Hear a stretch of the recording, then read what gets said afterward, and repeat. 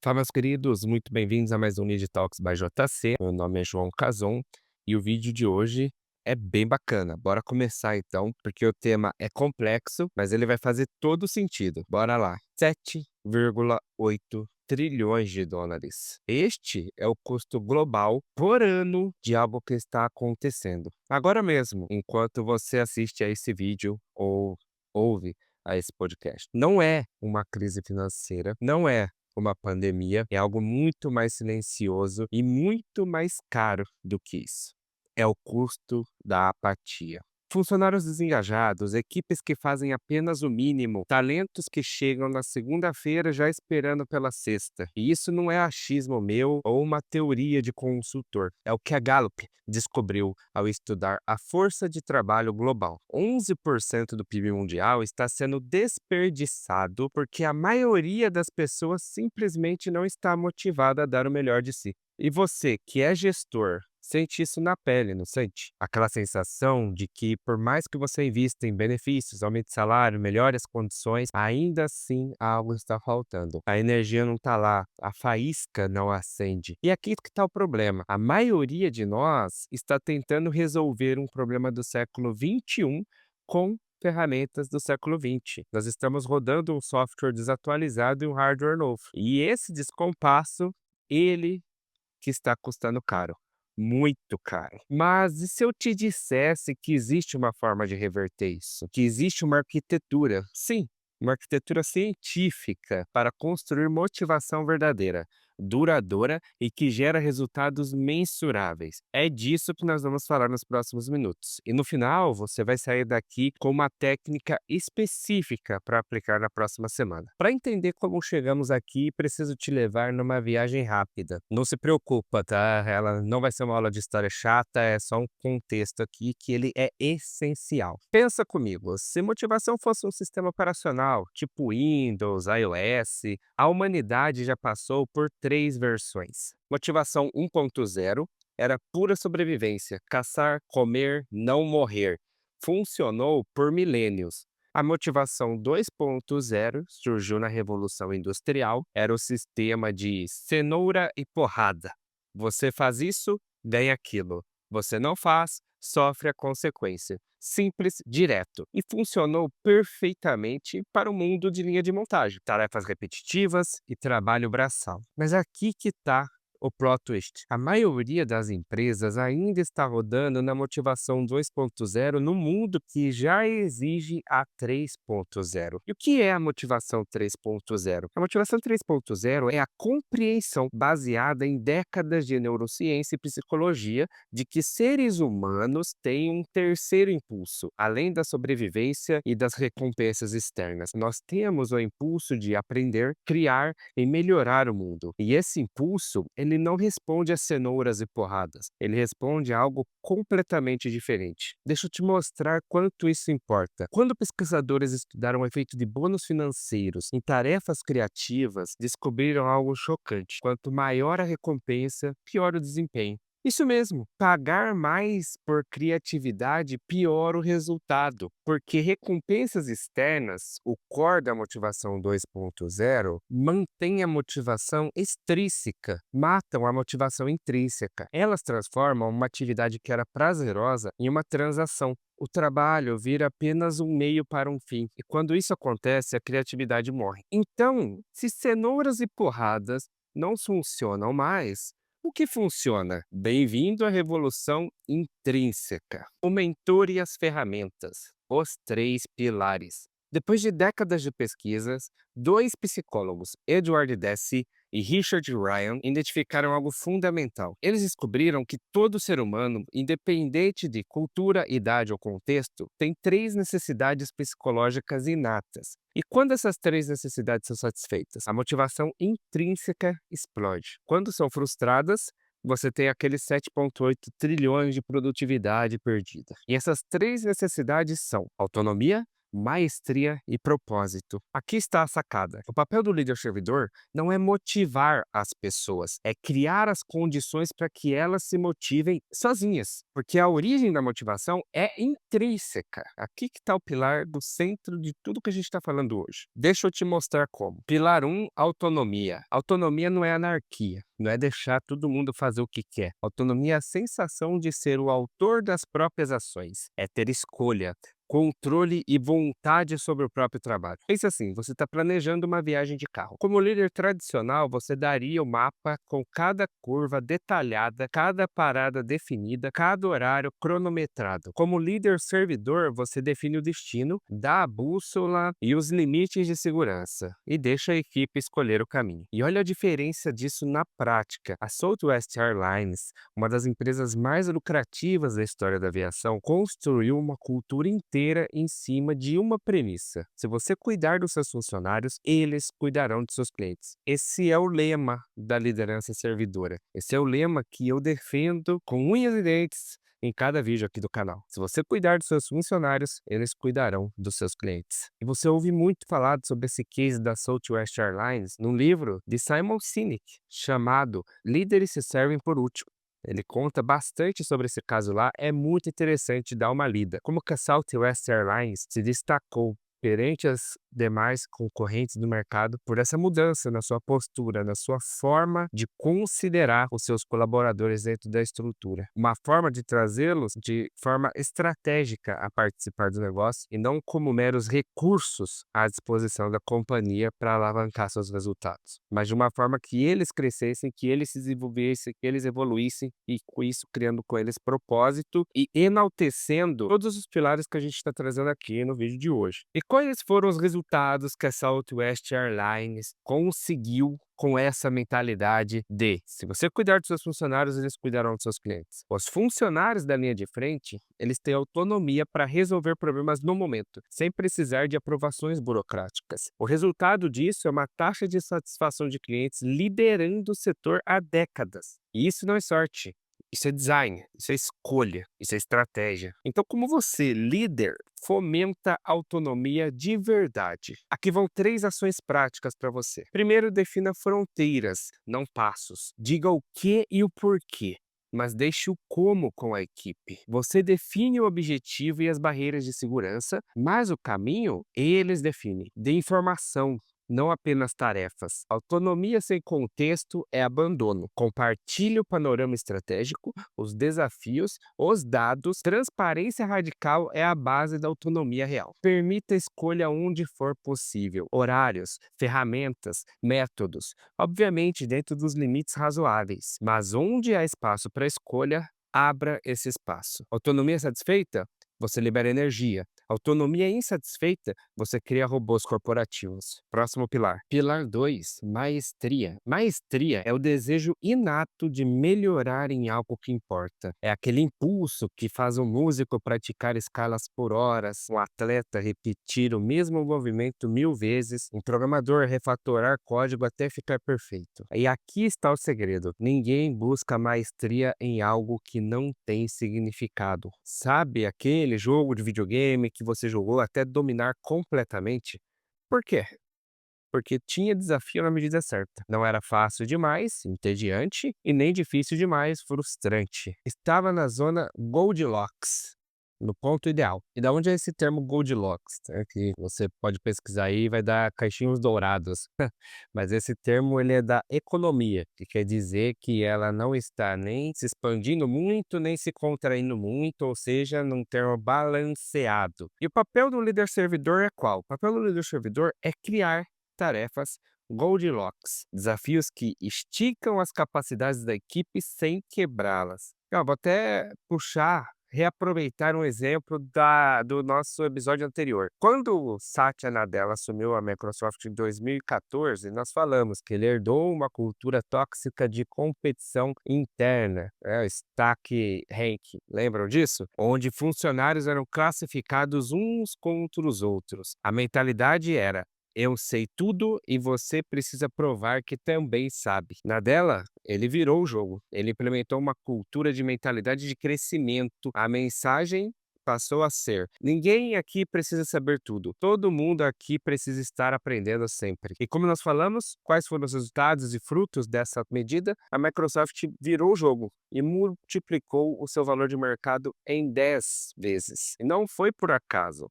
Foi porque milhares de funcionários passaram a buscar maestria sem medo de errar. Como que você, líder servidor, constrói isso no seu dia a dia? 3 ações práticas simples aqui para esse pilar também. Primeiro, crie segurança psicológica. Maestria exige experimentação. Experimentação exige erro. E se errar dói demais, ninguém tenta. Dê feedback constante, não anual. Feedback é o combustível da melhoria. Não espere avaliação de fim de ano. Faça disso uma conversa contínua. Invista em desenvolvimento. Cursos, mentorias, projetos desafiadores. Mostre que você está comprometido com o crescimento deles. A maestria ela não é um luxo, ela é um combustível de alta octanagem para a performance. Bora para o próximo pilar. Pilar 3.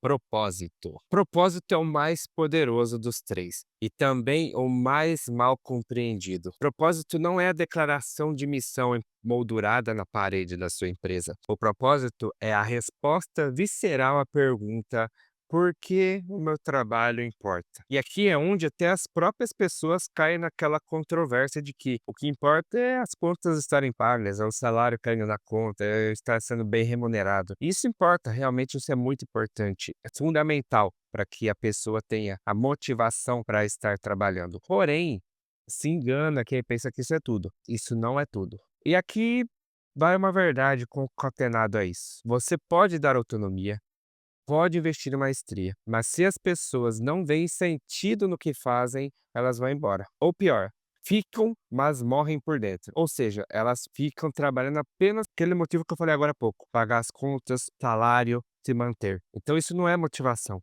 isso não é propósito. As pessoas até vão para o trabalho, até fazem algo, mas não dão o melhor de si, não estão entregando o seu máximo. Dessa forma, dinheiro fica na mesa.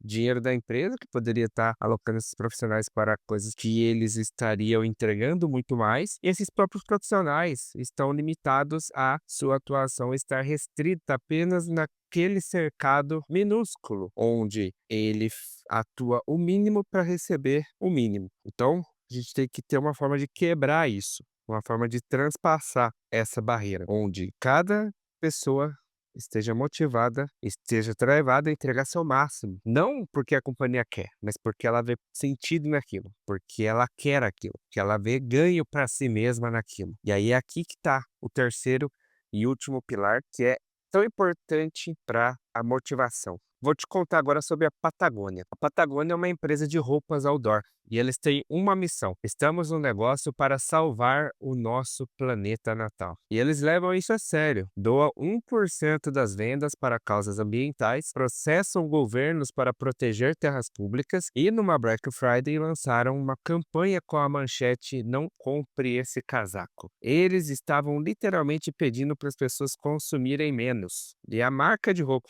qual foi o resultado disso? O contrário do que parece óbvio nessa situação. As vendas aumentaram e a taxa de rotatividade de funcionários caiu drasticamente. O turnover foi para menos de 4%, num setor onde a média é 60%.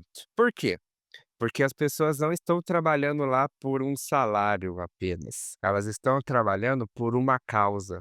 A causa importa, e importa muito. Ela está acima do salário. As pessoas até não admitem isso, muitas delas, mas quando a causa vem, é notável a mudança no comportamento e no mindset dessa pessoa perante seu ambiente de trabalho. Agora você pode estar pensando, mas eu não tenho uma causa ambiental. A minha empresa, ela vende software, ela faz consultoria, ela produz widgets. Sei lá qual é o seu segmento. E tá tudo bem. O propósito ele não precisa ser salvar o mundo inteiro. O propósito ele pode ser facilitar a vida de um cliente, resolver um problema real, criar algo de qualidade perante um mundo onde as opções têm baixa qualidade, fazer parte de uma equipe que se importa. E o erro crítico aqui é achar que propósito se transmite de cima para baixo. Propósito não se transmite de cima para baixo. O propósito ele se conecta. Você, como líder servidor, precisa descobrir o que importa para cada pessoa de sua equipe e ajudá-las a ver como o trabalho delas delas expressa isso. 3 ações práticas para você, líder servidor, estimular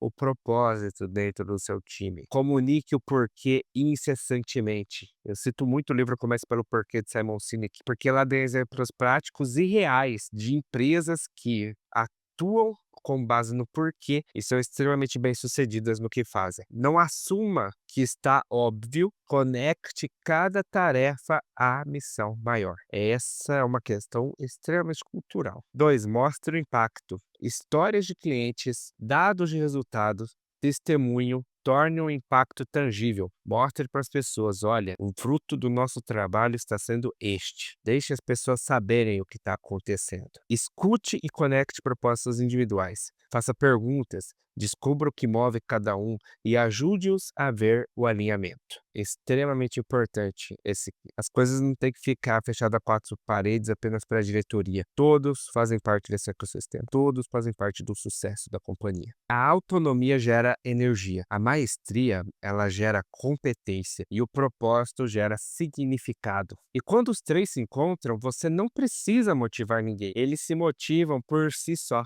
A questão começa a ser intrínseca. O tesouro e o retorno, ROI tangível. É agora que você está me acompanhando até aqui, vai se perguntar, obviamente, se você for um bom líder, um bom gestor. Legal, bacana a teoria, mas na prática como isso funciona e isso gera resultado? Bom, eu já falei o que as empresas estão deixando na mesa, né? Os 7,8 trilhões. Então, obviamente, a gente está indo atrás disso com essa estratégia. Mas deixa eu te mostrar alguns números aqui. A Gallup, ela comparou milhares de unidades de negócio ao redor do mundo. Eles pegaram equipes de quartil superior de engajamento e compararam com as de quartil inferior. E agora você deve estar querendo saber qual foi a diferença nesse comparativo, né? As empresas com quartil superior de engajamento apresentaram 23% maior rentabilidade, 21% maior produtividade, 78% menos absentismo, 63% menos acidentes de segurança, 30% menos defeitos de qualidade. Isso não é soft skills, isso é hard business, isso é dinheiro.